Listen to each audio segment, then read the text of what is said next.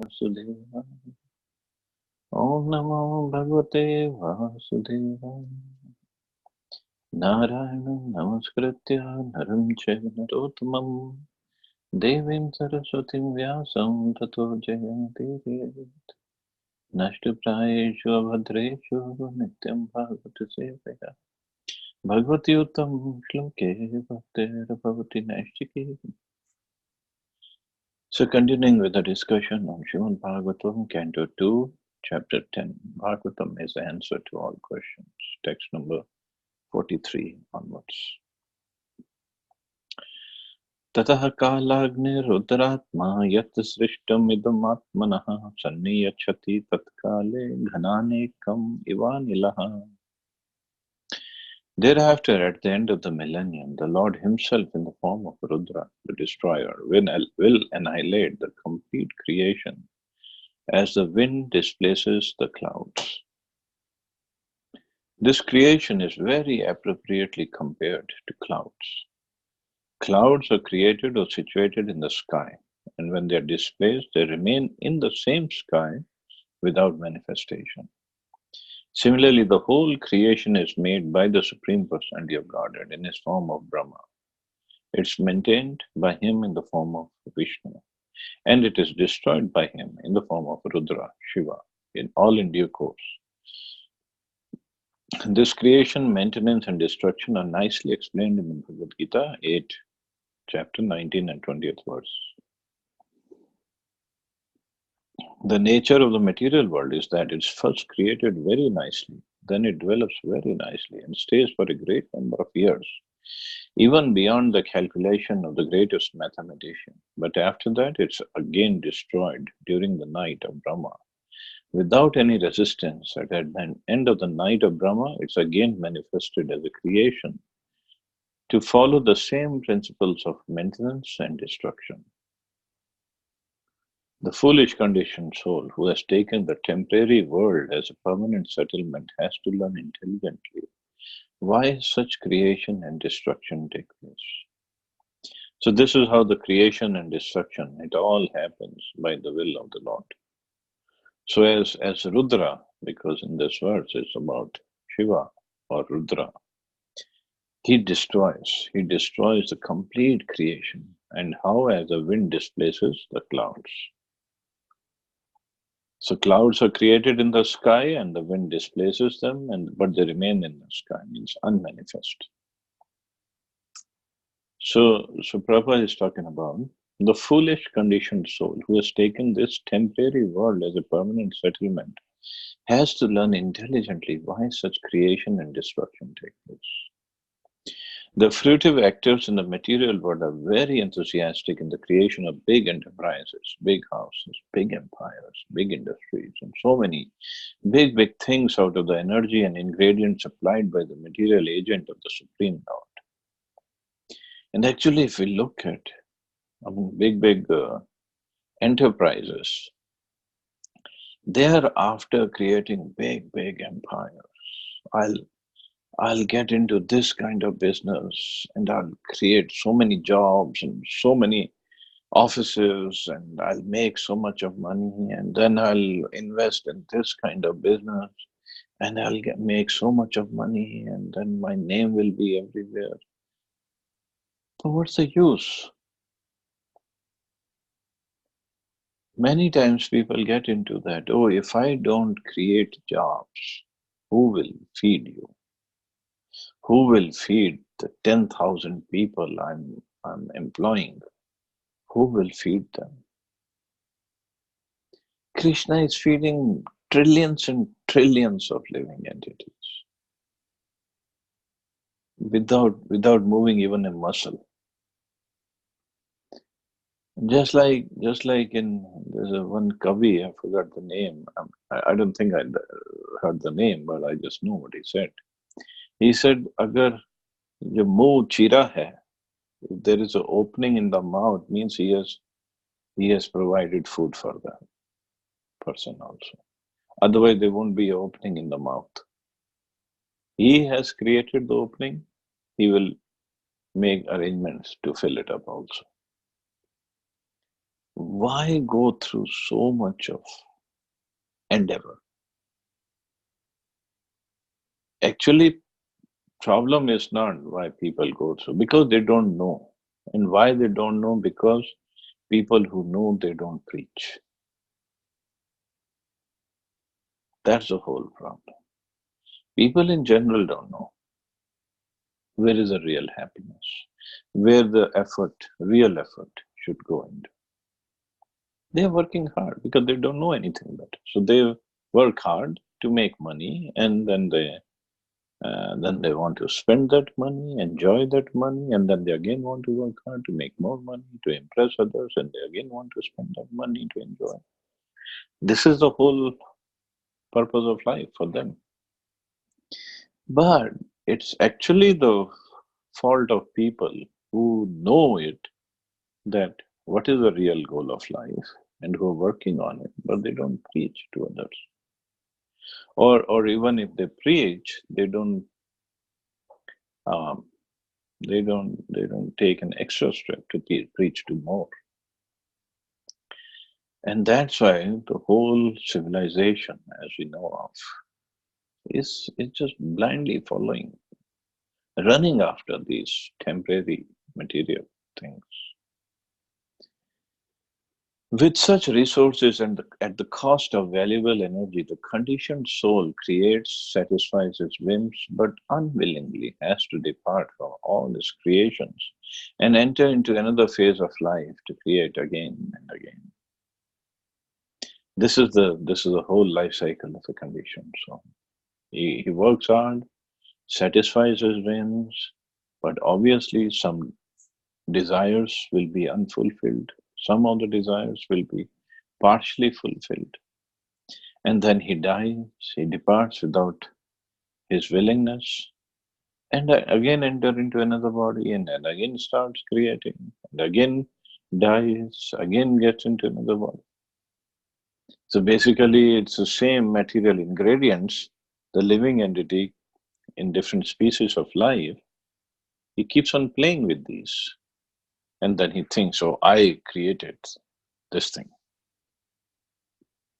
I am a self made man. My name should go down in the history. It's all it's all the game of Maya, actually. To give hope to such foolish conditioned souls who waste their energy in this temporary material world, and the Lord gives information that there is another nature which is eternally existent without being occasionally created or destroyed, and that the conditioned soul can understand what he should do and how his valuable energy may be utilized.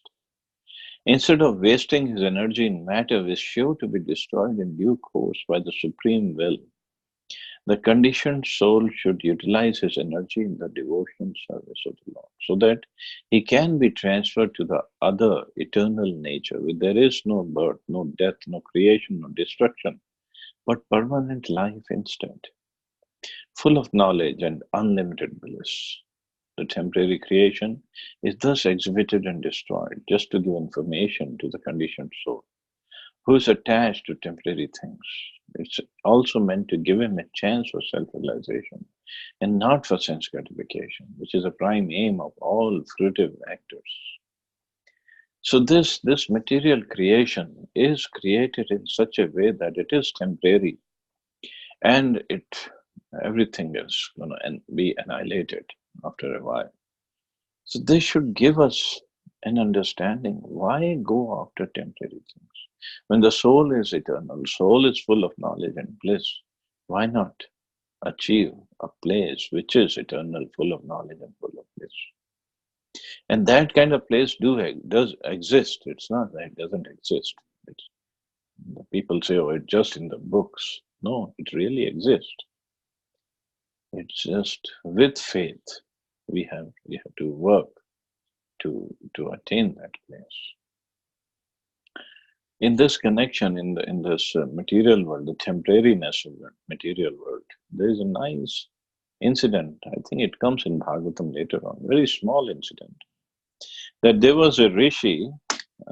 I believe his name was Lomash Rishi, And somehow he got the benediction that he would live for as many lives as the number of hair on his body. Means after every hair on his body will fall, then he would die. And another benediction that he got, that the duration of time it takes for one hair of his body to fall is one day of Brahma. So after every day of Brahma, one hair from his body would fall. And similarly, so as many hair on his body, maybe it's whatever, it's maybe 1 billion hair, not billion, 1 million hair. So he would live that much length of time. And that Rishi, he was sitting at the bank of Ganges and he was completely absorbed in his meditation. And it was very sunny, and he was sitting on the hard sand of Ganges, and he was absorbed in meditation. So his disciples they approached him. They said, "Maharaj, why you are sitting in such hot sand and doing your meditation? Why don't you make a hut?" Because that rishi didn't had never even made a hut for himself. And they approached him. They said, "Maharaj, why don't you make a hut for yourself and do the meditation inside?" And you know what Lomashri answered? He answered, "Oh, life is so short. Why waste time in making a hut?" And that Rishi is saying life is so short, whose one hair would fall down in one day of Brahma. One day of Brahma means 1,000 Chaturyogas. And that Rishi is saying, why waste time in making the hut? Just sit down and do your meditation. And how much time we waste in creating our properties and so many other things. And when we are not even sure of even 100 years of life, how many of us can be sure of even 100 years? Forget about 100. What about 80 or 90 years? This is our ignorance. Text 44. Itham bhavena katito bhagwan bhagavattamaha netham bhavena hi param drashtum arhanti suryaha. The great transcendentalists thus describe the activities of the Supreme Personality of Godhead, but the pure devotees deserve to see more glorious things in transcendence beyond these features. The Lord is not only the creator and destroyer of the material manifestations of his different energies, he is more than a simple creator and destroyer, for there is his feature of Ananda or his pleasure feature.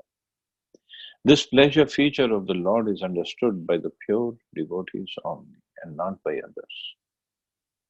The impersonalist is satisfied simply by understanding the all-pervasive influence of the Lord. That is called Brahman realization. Greater than the impersonalist is a mystic who sees the Lord situated in his heart as Paramatma, the partial representation of the Lord. But there are pure devotees who take part in the direct pleasure, Ananda potency of the Lord by factual reciprocation of loving service. So that is the Ananda potency that or the bliss of being in loving relationship with the Lord that nobody else can enjoy except the pure devotees. The Lord in his abode called the Vaikuntha planets, which are eternal manifestations, always remain with his associates and enjoys transcendental loving services by his pure devotees in different transcendental humors. The pure devotees of the Lord thus undergo a practice of that devotional service to the Lord during the manifestation of the creation and take full advantage of the manifestation by qualifying themselves to enter into the kingdom of God. So the same material manifestation for the devotees, it's very enjoyable because they enjoy this transcendental loving service with the Lord. Not only so, there's another reason. This material manifestation, of course, Prabhupada didn't mention it here in this purport, but he has mentioned other places, that in this material manifestation, there are some of the pastimes, or many of the pastimes of the Lord, that he enacts and he enjoys them here, which he does not even enact in Golok Vrindavan, in spiritual world. So some of the pastimes are special prerogative of the material world, of the devotees in the material world, for the Lord to enact in the material world. So some of these pastimes, he just displays them here. For example, the pastime of taking birth. It doesn't happen in the spiritual world. He's eternally existing there. So he does it here. And he does it in such a way that it completely bewilders the non-devotees who don't believe in the Lord. And the same pastime of taking birth, it just fills the heart of his devotees with so much of love and adoration that how my Lord can do such kind of pastime. Just like we were discussing yesterday, it's a mentality of the person that puts a curtain in front of his eyes, or he sees through his mentality. So same lila of the Lord of appearance, or we call it Janmashtami. The people who are not devotees, they will look at it, they'll hear about it with all kinds of doubts in their heart. How is it possible? Who can be born like this? This is all mythology. But the devotees of the Lord, they relish those pastimes. The pastimes of Krishna killing so many demons. There are no demons in the spiritual world. So what is he going to kill? Who is he going to kill? So all the demons that he kills, they're in this material world. His babyhood pastimes, they don't happen in the spiritual world. There he is Nitya Kishore. He's eternally young. So the baby pastimes, or the Kumar pastimes, when he is little boy, just started to walk, those kind of pastimes happen only in the material world. And he enjoys them completely, and so his devotees. So that's why sometimes some acharyas say material world is something even more sweet pastimes. It has more sweet pastimes than the spiritual world does. By development of pure devotion service, one can factually know the Lord as He is, and thus be trained in the bona fide service of the Lord, and be allowed to enter into the direct association of the Lord in so many capacities. The highest glorious association with the Lord is made possible in the planet of Golok Vrindavan, where Lord Krishna enjoys himself with the gopis and his favorite animals, the Surabhi cows. A description of this transcendental land of Krishna is given in the Brahm Samhita, which is considered by Lord Sri Chaitanya to be the most authentic literature in this connection. This Brahm Samhita was created by Lord Brahma himself at the beginning of creation. And when Chaitanya Mahaprabhu went to South India, so in South India, Adikeshav temple, he found just the 5th chapter of Brahm Samhita, which he brought back for the devotees to copy and to write the commentaries on. Because Mahaprabhu said this is most authentic literature in description of the transcendental land of Golok Vrindavan. In fact, when we went for our South India Yatra, we had the opportunity to visit that Adikeshav temple, and we chanted this fifth chapter of Brahm Samhita over there with all the devotees. So it was wonderful scene. Maybe if Radha Prabhu has his mercy on us, we'll, in the future again, we'll take that yatra.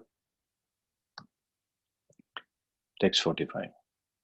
Nasya karmani janmado parasyanuvidhiyate kartitva pratishedhartham mayaya ropitam hitat. There is no direct engineering by the Lord for the creation and destruction of the material world. What is described in the Vedas about his direct interference is simply to counteract the idea that material nature is the creator. The Vedic direction for the creation, maintenance, and destruction of the material world is this: Yato vaimani bhutani jayante yena jatani jivanti yat priyanti abhishma vishanti. That is, everything is created by Brahman. After creation, everything is maintained by Brahman, and after annihilation, everything is conserved in Brahman. Gross materialists, without any knowledge of Brahman, Paramatma, Bhagwan, conclude material nature to be the ultimate cause of the material manifestation. And the modern scientist also shares this view that the material nature is the ultimate cause of all the manifestations of the material world.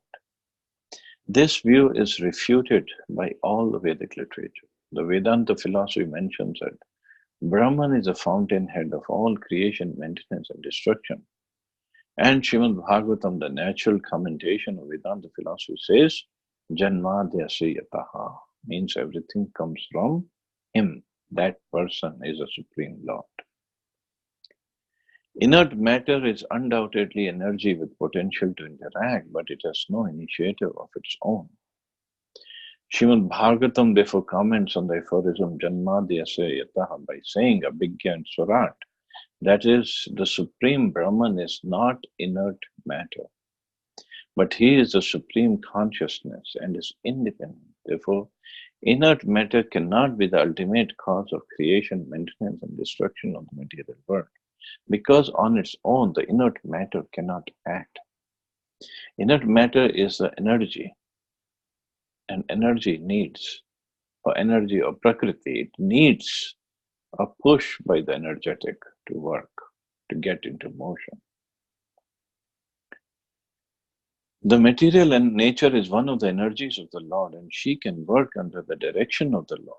When the Lord throws his transcendental glance over the material nature, then only can the material nature act. As a father contacts a mother who is then able to conceive a child. Although it appears to the layman that the mother gives birth to the child, the experienced man knows that the father gives birth to the child. A father puts a seed in the womb of the mother, then the child takes birth. So just because the mother is capable of producing a child, she cannot produce it without the help of the father. Or just like Mother Earth is capable of producing so many crops, but not without the seed. Seed has to be there for the crop, for the plants to come out. The material nature therefore produces the moving and standing manifestations of the material world after being contacted by the Supreme Father and not independently. Considering material nature to be the cause of creation, maintenance, etc., it's called the logic of the nipples on the neck of a goat. So the material nature to be the cause of creation, if we think, it's like that logic, that nyaya of nipples on the neck of a goat. In Chaitanya Charitamrita, Srila Krishnadas Kaviraj Goswami describes the logic of Aja Gal Stana Nyaya. Aja means goat. The material nature as a material cause is known as Pradhan, and as efficient cause is known as Maya.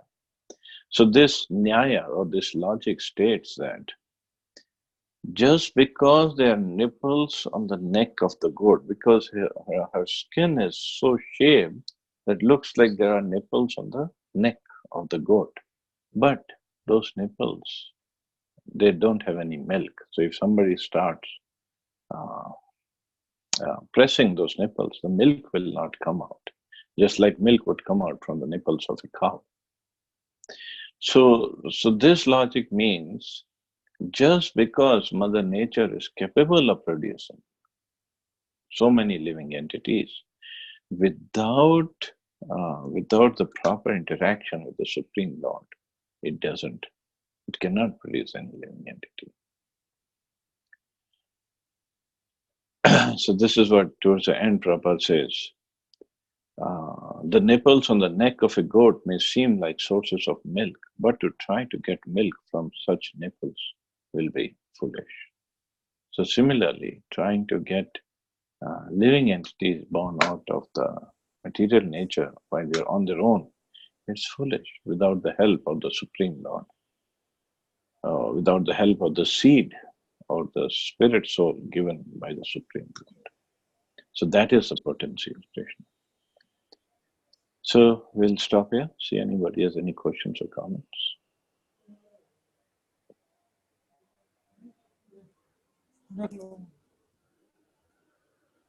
Hare Krishna.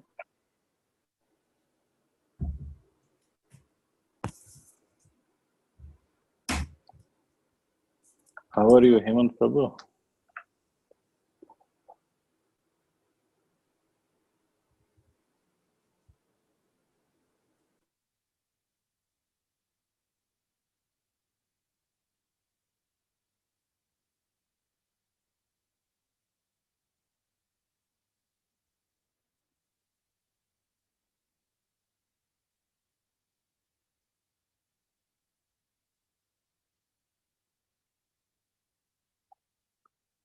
Okay, so I guess we can stop here.